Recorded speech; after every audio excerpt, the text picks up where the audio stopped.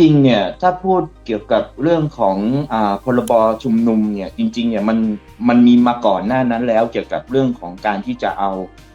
พระราชบัญญัติการชุมนุมเนี่ยมาใช้กับกลุ่มผู้ชุมนุมนะครับไม่ตั้งแต่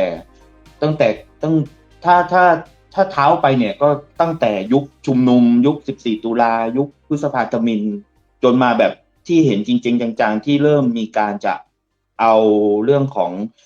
พรบชุมนุมมาใช้เนี่ยพรบชุมนุมสาธารณะมาใช้เนี่ยก็ยุคการชุมนุมของคนเสื้อเหลืองเสื้อแดงถ้าผมจำไม่ผิดยุคนั้นก็จะตรงกับรัฐบาลของอภิสิทธิ์เวชชาชีวะนะฮะก็เริ่มมีการที่ตัดสินใจว่าจะเอาตัวร่างพรบชุมนุมสาธารณะเนี่ยมาใช้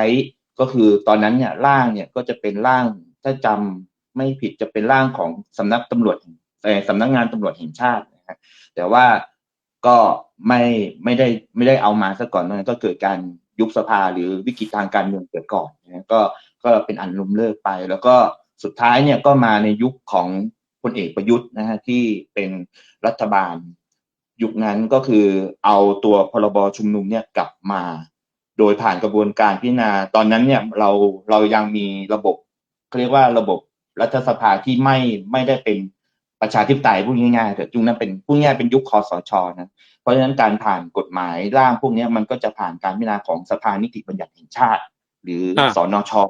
นะฮะสนช.ตอนนั้นก็ตั้งโดยคณะรักษาความสงบแห่งชาติที่เราคุ้นชื่อก็คือคสช.เพราะฉะนั้นพรบชุมนุมที่เราใช้ทุกวันนี้เนี่ยพรบชุมนุมพระราชบัญญัติการชุมนุมสาธารณะ2558เนี่ยก็เป็นเขาเรียกว่าถือเป็นมรดกของคณะรัฐประหารคือคสช.นะฮะก็คือบังคับใช้มาถึงทุกวันนี้อันนี้คือที่มาของพรบชุมนุมปัจจุบันนี้นะ